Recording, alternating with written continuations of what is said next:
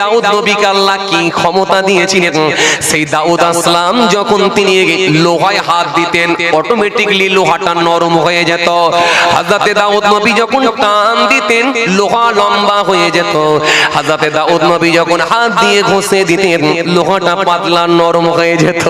পৃথিবীর সর্বপ্রথম যিনি যন্ত্র অস্ত্র বানিয়েছিলেন তিনি হলেন আল্লাহর নবী হযরতে দাউদ আলাইহিস সালাম। কামারেরা লোহাকে পুড়িয়ে পিটিয়ে মেরে ঠুকে যন্ত্র অস্ত্র বানায়। হযরতে দাউদ আসলামের ঠোকা লাগতো না, পোড়াতে হতো না, আগুনের প্রয়োজন হতো না, নিজে হাতে করে যন্ত্র অস্ত্র বানাতে পারতে। জোরে বলবেন না একটু? আল্লাহ কি পাওয়ার দিয়েছিলেন। সেই দাউদ নবীর অন্তিম সময়, জীবনের শেষ সময়, আমি খালি মৃত্যু এটাই বুঝাচ্ছি আজকে। সেই দাউদ নবীর অন্তিম সময়, জীবনের শেষ সময়। ও বাবাজি আমার ভাইরা, হুজুর নিজে নিজে বুঝতে পারছেন মনে হয় পৃথিবীর জমিনে আমি আর বেশি দিন থাকবো না। একদিন হুজুর এরকম একটা বড় সভার মধ্যে গেলেন, হাজার হাজার মানুষের সমাগম হলো। হযরতে দাউদ নবী উঁচু স্টেজে উঠলেন, উঠে বললেন, বাবারা বাবারা, আমি আর মনে হয় বেশি দিন থাকবো না, সুতরাং আমি হায়াতে থাকাকালীন, আমি বেঁচে থাকা অবস্থায় তোমাদের মধ্যে একজন যোগ্য আমি প্রতিনিধি তৈরি করে দিতে চাই, যিনি আমার পরে এই স্টেজ বা এই সিংহাসন বা এই রাজ দরবার সবটাই তিনি পরিচালনা করবে। বলো আমার পরে কে হবে যোগ্য ব্যক্তি? তোমরা একজন খুঁজে বের করো, তোমরা ঠিক করো, তোমরা সিলেক্ট করো, আমার পরে কে এই সিংহাসনে বসবে, এই চেয়ারে বসবে, গোটা স্টেজ পরিচালনা করবে, কে? তোমরা ঠিক করো। দাউদ নবীর জায়গায় বসতে পারেন এমন কি কারোর ক্ষমতা আছে? কেউ কিছু কথা বলতে পারলো না, একে অপরের মুখের দিকে তাকাচ্ছে, কিন্তু কারোর হিম্মত হচ্ছে না কে বলবে যে আমি হব হুজুর, এটা বলার মতো সাহস নাই। মুহূর্তের মধ্যে দেখা যায় ও তরুণেরা, ও নওজওয়ানেরা, ও যুবকেরা, ও আমার মুরব্বিয়ানেরা, মুহূর্তের মধ্যে দেখা যায় আল্লাহর কুদরতি ক্ষমতায় উঁচু স্টেজের উপরে একটা বাক্স আনা হলো। বাক্সটা যিনি দিয়ে গেলেন তিনি পৃথিবীর কোন মানুষ নয়, তিনি হলেন হযরতে জিবরাইল আলাইহিস সালাম। আরো জোরে বলেন, আরো জোরে বলেন। হযরতে দাউদ নবীকে সালাম দিয়ে গেলেন, দিয়ে বললেন, হুজুর এই বাক্সের ভিতরে কি আছে যে বলে দেবে সেই হবে আপনার পরে পুরো স্টেজ পরিচালনা করবে, সেই হবে আপনার পরে বাদশাহ। হযরতে দাউদ নবী সেই সময় বললেন, বাবারা বাবারা, এই যে বাক্সটা দেখতে পাচ্ছ, এই বাক্সটা দুনিয়ার কোন সাধারণ বাক্স নয়, এটা হলো আল্লাহর জান্নাত থেকে আনা হয়েছে। আর যিনি বাক্সটা এনে দিয়ে গেছেন উনি হলেন আল্লাহর মালায়েকা ফেরেশতা হযরতে জিবরাইল আলাইহিস সালাম। আমি হলাম নবী, আমি হলাম রাসূল, আমি যা দেখি তোমরা তা দেখতে পাও না, আর আমি যা শুনতে পাই তোমরা তা শুনতে পাও না। ও বাবারা শুনে রাখো, এই যে বাক্সটা দেখতে পাচ্ছ, এই বাক্সটা আল্লাহর জান্নাত থেকে আনা হয়েছে। এই বাক্সটা যিনি দিয়ে গেছেন তিনি হলেন হযরতে জিবরাইল আলাইহিস সালাম। ও বাবারা শুনে রাখো, এই বাক্সের ভিতরে কি আছে যে বলে দেবে সেই আমার পরে দায়িত্ব পাবে আল্লাহর তরফ থেকে। বলো বাক্সের ভিতরে কে আছে, কে বলবে বলো? পেছন থেকে হযরতে সুলাইমান নবী হাত তুলে বলছেন, আব্বা জান যদি অনুমতি দেন বাক্সের ভিতরে কি আছে আমি সুলাইমান বলে দেব। মারাত্মক ব্যাপার। বাপ বলছে বাক্সের ভিতরে কি আছে বলো, আর ওইখান থেকে ছেলে বলছে আব্বা আমি বলবো। সুলাইমান নবীর কথা শুনে হযরতে দাউদ আসলাম একটু হতভম্ব হলেন। তিনি বলছে সর্বনাশ করেছে, এই তো বাপ বেটাই গোটা লোক বলবে, বলবে না? বাপ বেটাই গোটা বলবে না? বলবে কি বলবে না? হ্যাঁ বলবে না? বলবে বাপ নিশ্চয়ই বেটাকে শিখিয়ে দিয়েছিল যে বাস্ক আসবে আর আমি বলবো কি আছে বলো, তুমি বলবে এই এই আছে। এ তো লোক আমাকে খারাপ বলবে, মিথ্যাবাদী বলবে। ভাষাতে বললাম তো। দাউদ নবী একটু চুপ করে গেলেন, একটু চুপ করে গেলেন। চুপ করে গিয়ে বললেন, বাবা তোমরা মনে মনে ভাবছো যে বাস্কটাই কি আছে আমি জানি, বিশ্বাস করো আমি পর্যন্ত জানি না, এখনো আমার আল্লাহ আমাকে জানায়নি। কিন্তু আমার ছেলে হাত তুলে বলছে আমি বলে দেবো, কিন্তু সে কি বলবে আর তাকে আল্লাহ কি বলাবে তাও আমি জানি। এখন তোমরা বলবে বাপ বেটায় গোটা, নিশ্চয়ই বাপ বলেছে তাই বেটা বলেছে, সুতরাং আমি আমার ছেলেকে বলার সুযোগ দেবো না। আগে আমি তোমাদেরকে সুযোগ দেব, তোমাদের মধ্যে যদি কেউ এখান থেকে বলতে পারো তাকে আমি আগে সুযোগ দেব। কেউ যদি তোমাদের মধ্যে থাকে বলো, তোমরা যদি না পারো অপারক হয়ে যাও, যদি হেরে যাও, যদি আমার ছেলেকে বলার অনুমতি তোমরা দাও তবে আমি বলতে বলবো, নাহলে নয়। কারণ আমি দাউদ নবী দুর্নাম নিতে পারবো না। হযরতে দাউদ নবী সেই সময় সামনে সমস্ত জন শ্রোতাদের সামনে দিকে তাকিয়ে বললেন, বাবারা ও বাবারা কে আছো তোমাদের মধ্যে আগে বলো।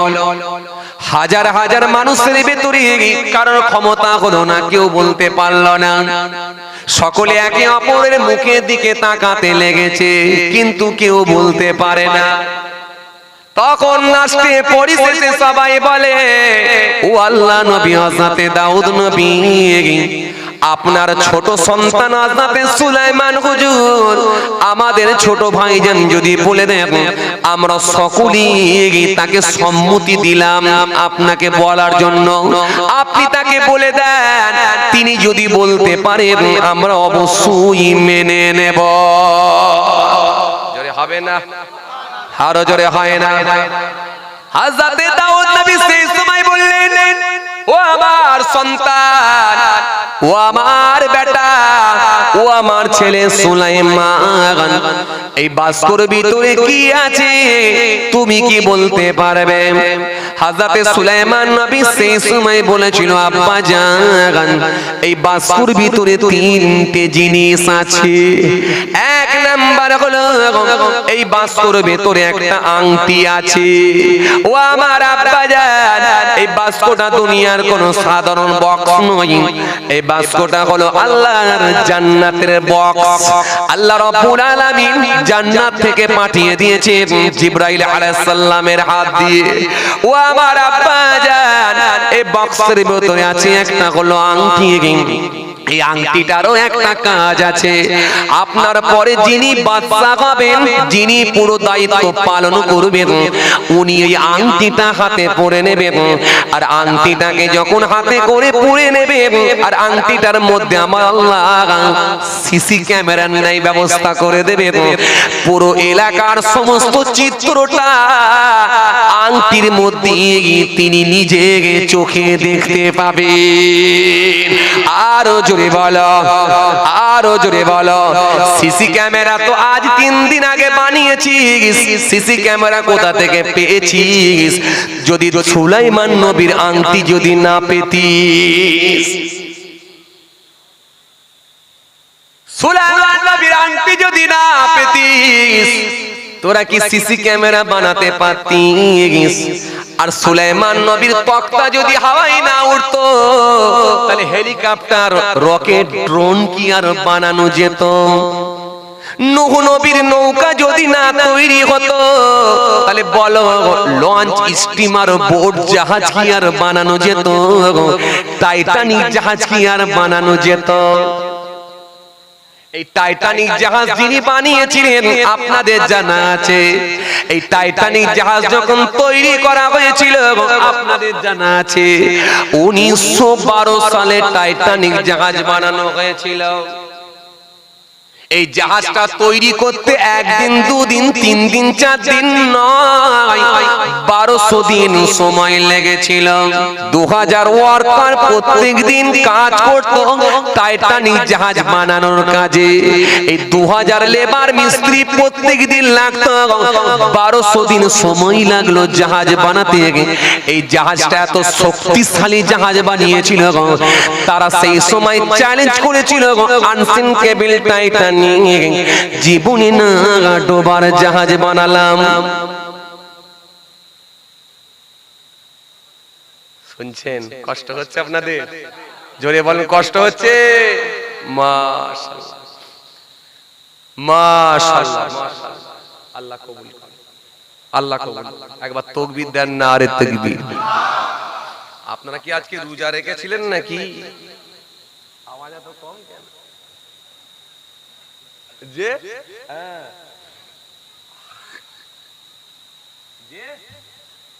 এই দিকগুলো তবু ঠিক আছে, কিন্তু ওই দিকে আমি আওয়াজ পাচ্ছি। আর সন্ধ্যা থেকে ডোজও মারে না। ডোজ বোঝেন আপনারা?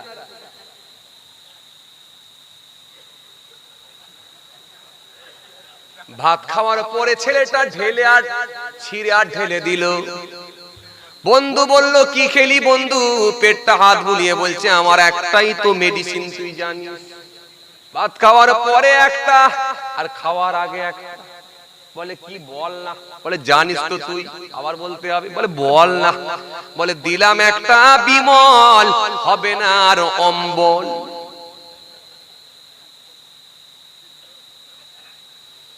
ডোজও মারে না, তা আওয়াজ কি করে হবে বলো? যে একটু জোর করে তাকবীর দেন না, আরে তাকবীর। সবাই মিলে দেন না, আরে তাকবীর। আরো জোর করে দেন না, আরে তাকবীর। সিলসিলা মুজাদ্দিদ জামাত দাদা পীরের হক সিলসিলা, দাদা পীরের হক সিলসিলা, নারায়ে তাকবীর। সালুখালী গ্রামের বাৎসরিকী সালে সওয়াব, নারে দিবে। ফাঁকি কেউ মারেন না তো, ফাঁকি কেউ মারেন না তো, এই কথা বলেন, ওই যে ফাঁকি কেউ মারেন না তো। এই মেরেছেন, মারবেন না, মারবেন না। ডাকছি কাকে? ডাকছি জবিন আসমানের মালিক, সারা পৃথিবীর মালিক আমার রব্বুল আলামিন আল্লাহকে। আল্লাহু লা ইলাহা ইল্লা হু, আল্লাহ তিনি ছাড়া কোনো মাবুদ নাই।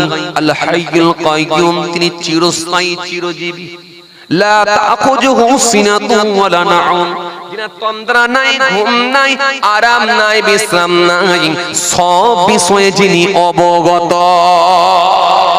চলো সে আল্লাহকে একবার ডাকবো, সবাই মিলে সমস্বরে আওয়াজ করে উচ্চ আওয়াজে দাও দেখি, নারে দিবে। আরো জোরে নারে দিবে।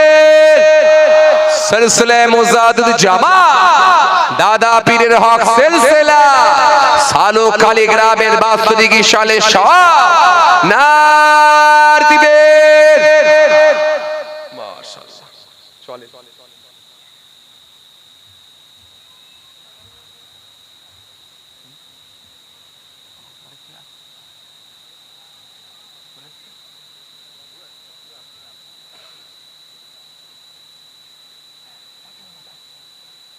কষ্ট হচ্ছে আপনাদের? জোর করে বলে না। আর 10 মিনিট থাকলে থাকবেন। হ্যাঁ,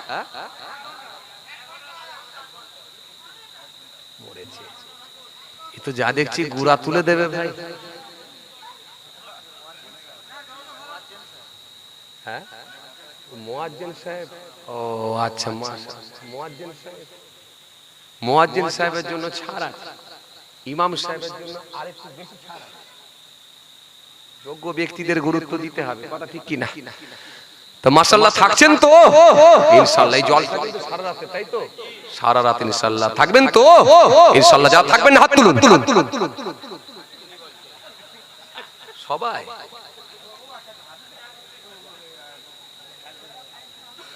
কেমন হলো?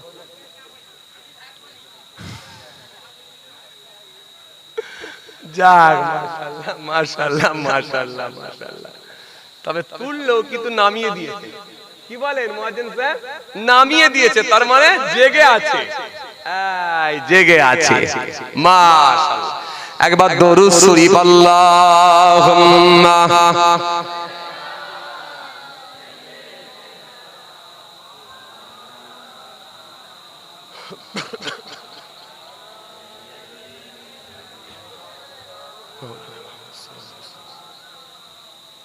দরুদ শরীফ আল্লাহুম্মা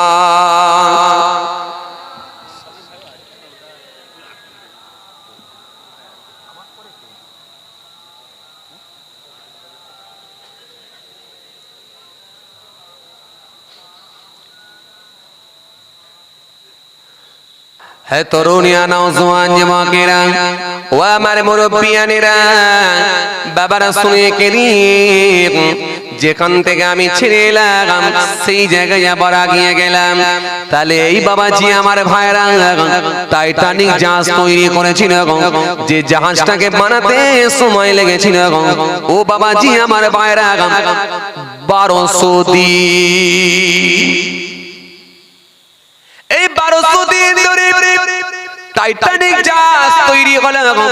এই জাহাজের প্রত্যেক দিন লেবার লাগানো হতো বাবাজি 2000 ওয়ার্কারের কঠোর পরিশ্রমে 1200 দিন ধরে টাইটানিক জাহাজ তৈরি হয়ে গেল। জাহাজ বানানোর পরে ও তরুণিয়া শুনে রাখি, ওই জাহাজের টিকিট বিক্রি করা শুরু হলো। টিকিটের এত চাহিদা বেড়ে গেল, এত চাহিদা বেড়ে গেল, অল্প দিনের মধ্যেই টিকিট শেষ হয়ে গেল। বিলাকে টিকিট বিক্রি করতে লাগলো। এই বিলাকে যখন টিকিট বিক্রি করতে লাগলো, এই বিলাকে টিকিট বিক্রি হতে লাগলো। এক একটা টিকিটের মূল্য ভারতীয় মুদ্রা 4,80,000 টাকা। 4,80,000 টাকা তৎকালীন সময়ে 4,80,000 টাকা দিয়ে বুক করে টিকিট বুক করে ও বাবাজি আমার ভাইরা জাহাজের প্যাসেঞ্জার হয়ে গেল, জাহাজের যাত্রী হয়ে গেল। ওই সময় এমন একটা সিচুয়েশন তৈরি হয়েছিল, যারা টিকিট কেটে পেরেছিল তারা নিজেদেরকে বড় ভাগ্যবান বলে মনে করেছিল, আর যারা টিকিট পায় না তারা ভাবলো আমাদের ভাগ্যটা মনে হয় ভালো নয়, সেই জন্য আমরা টাইটানিক জাহাজ চাপার সুযোগ পাই না। যথা সময়ে 10ই জুন 1912 সালে সাউথহ্যাম্পটন বন্দর থেকে জাহাজ স্টার্ট করা হলো। ওই জাহাজের যিনি ক্যাপ্টেন ছিলেন, যার নাম হলো স্মিথ।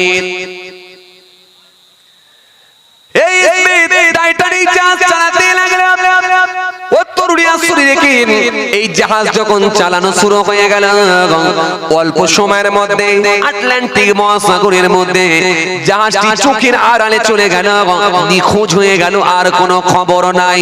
সবুজ আকাশের নিচে দরিয়ার উপরে অল্প সময়ের মধ্যে জাহাজটা কোথায় চলে গেল আর কোনো খবর নাই।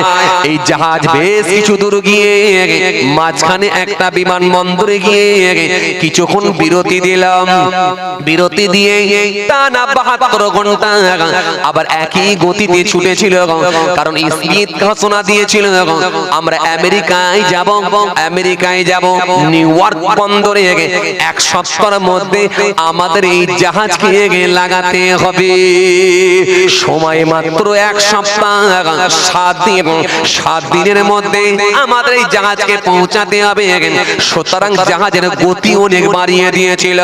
আর আজকের দিনে বিশেষজ্ঞরা, গবেষকেরা গবেষণা করে জাহাজ ডোবার 6টা কারণ তারা খুঁজে পেয়েছে।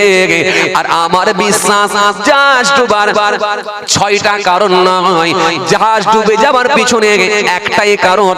ওই যে জাহাজ বানানোর পরে তারা বলেছিল আনসিঙ্কেবল টাইটানিক, এই জাহাজটা জীবনে না ডোবার জাহাজ, এই জাহাজকে ডুবাবার মতো ক্ষমতা কারোর নাই। আর আমার মনে হয় এটাই আমার আল্লাহর কাছে পছন্দ হয় না।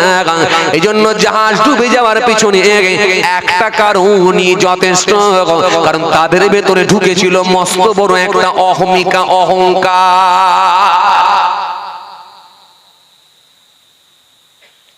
এই জন্য যার ভেতরে অহংকার নিশ্চিতভাবে তার হার, যার ভেতরে অহংকার নিশ্চিতভাবে তার পতন ঘটবে।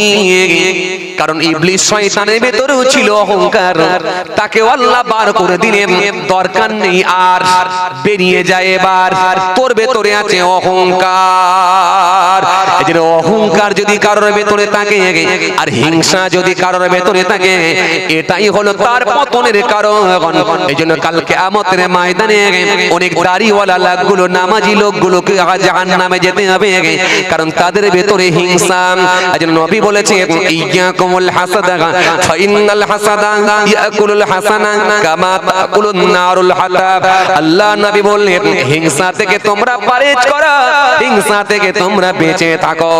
আগুন যেমন কাঠকে খেয়ে নেয়, আমি নবী বলি হিংসা তেমন আমলকে খেয়ে নেয়। এজন্য কোরআন স্পষ্ট ঘোষণা দিয়েছে ওয়া মিন শাররি হাসিদিন ইযা হাসাদ।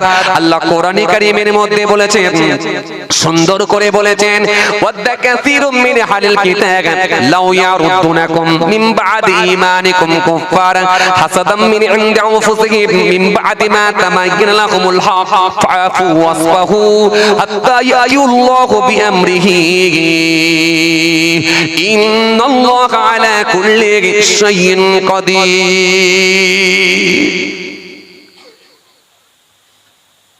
বুঝতে পাচ্ছেন বাবাজি? বুঝে যাচ্ছে? চলেন, এই জাহাজ ডুবে গেল। 1200 দিনের জাহাজকে ডোবাতে সময় নিলেন আল্লাহ মাত্র 2 ঘন্টা। 2 ঘন্টায় ফিনিশ করে দিলেন জাহাজ। শক্তিশালী জাহাজ নিচে চলে গেল। যাত্রী কতজন ছিল? 1,500 যাত্রী নিয়ে জাহাজটি ডুবে গেল আটলান্টিক মহাসাগরে। ওই দিনটা ছিল কুয়াশায় আচ্ছন্ন, আটলান্টিক মহাসাগর ছিল শান্ত স্তব্ধ। ওই জাহাজকে আমার আল্লাহ মাটির নিচে ঢুকিয়ে দিলেন। এই জাহাজ ডুবে যাওয়ার পেছনে তারা 6টা কারণ খুঁজে পেয়েছে।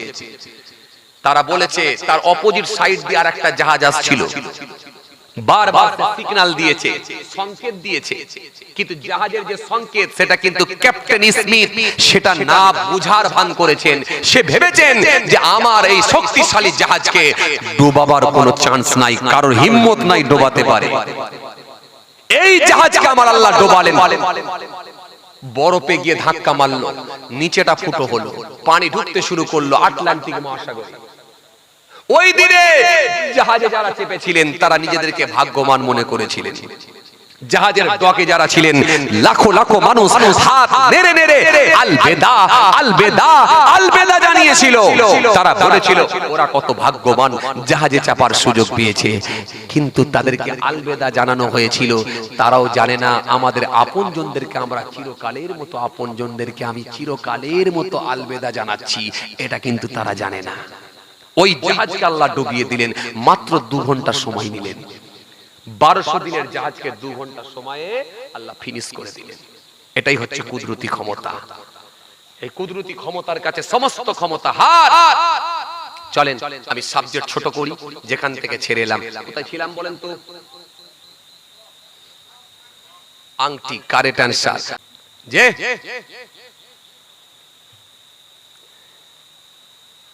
ছিলাম আমি আংটিতে, কিন্তু আংটির আগে কোথায় ছিলাম? আংটির আগে ছিলাম বাস্কতে। বাস্কর আগে কোথায় ছিলাম? দাউদ নবীর এরকম সভাতে দাউদ নবী বলেছিলেন কে আমার পরে বাদশা হবে। এখানে ছিলাম তো, এখানে তো। আপনারা ভুলে যেতে পারেন, কিন্তু আমি ভুলবো না। আমি ভুললে এরা টাকা দেবে না।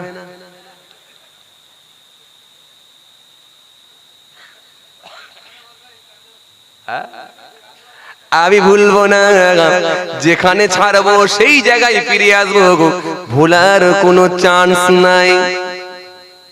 মুলকে হিন্দুস্তান চেগুনা মুলকে আস, মুলকে খুবাস, মুলকে খুবাস হালুয়া খুরদম মুফতাস, মুলকে খুবাস, মুলকে খুবাস दमादम बजा मुफ्तास मुल्के खुबास निज सवारे खर मुफ्तास मुल्के खुबास বুঝতে পারলেন বাবা এই কিছু বুঝে গেল কিছু বুঝতে পারলেন না এটা অন্য দেশের ভাষা মেরে দিলাম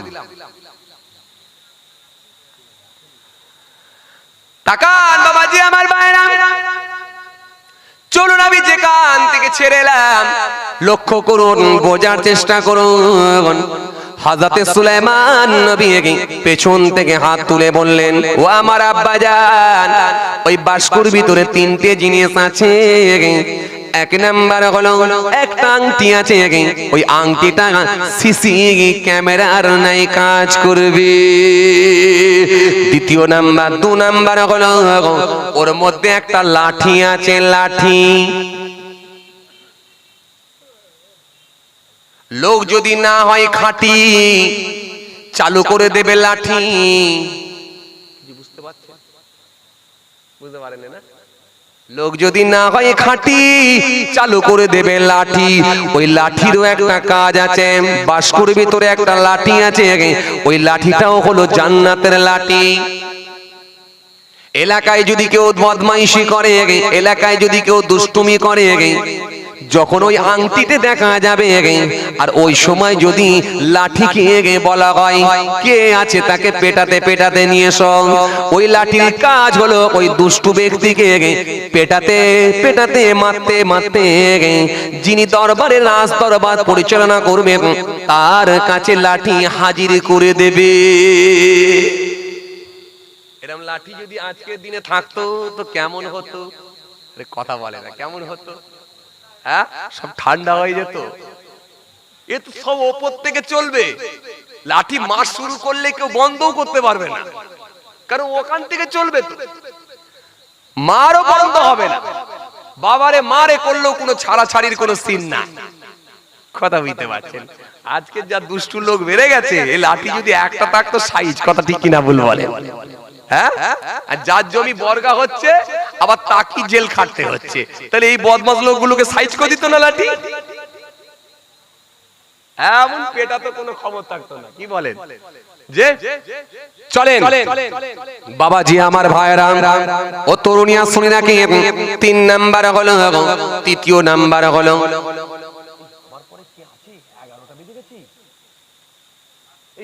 আমাকে যেতে হবে অন্য জায়গায় চলেন আর বলবো নি বলতে বলতে দেরি হয়ে যাচ্ছে 11টা বেজে গেছি আমি ভাবছি মনে হয় 10:30 মনে করেছি ওই সর্বনাশ না বলে 12টা বাজু আচ্ছা সে আসেন দাঁড়িয়ে যান সালাম পাঠ করি ইয়া নবী আসে তো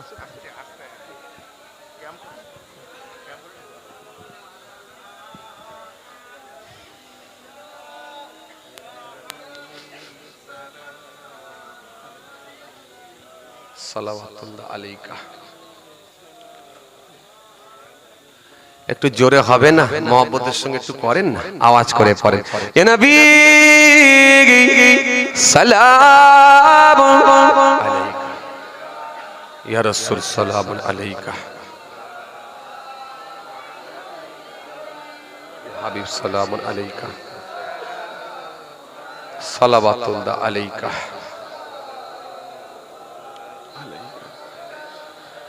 আজ হে ঈদে মুবারক আজ হে রোজে মুসররত আজ হে ওয়াক্তে বিলাদত আজ হে মিলাদ হাজরাত ইয়া নবী সালাম আরো জোরে ইয়া রাসূল সালাম আলাইকা আরো জোরে ইয়া হাবিব সালাম আলাইকা সালাওয়াতুল্লাহ আলাইকা ইয়া নবী সালাম লো আমা ইয়া রাসূল সালাম লো আমাদের, ইয়া হাবিব সালাম লো বাংলার, মোরা যে সবাই গুনাহগার, ইয়া নবী সালাম আলাইকা। আরো জোরে ইয়া রাসূল ইয়া হাবিব সালাম আলাইকা সালাওয়াতুল্লাহ আলাইকা।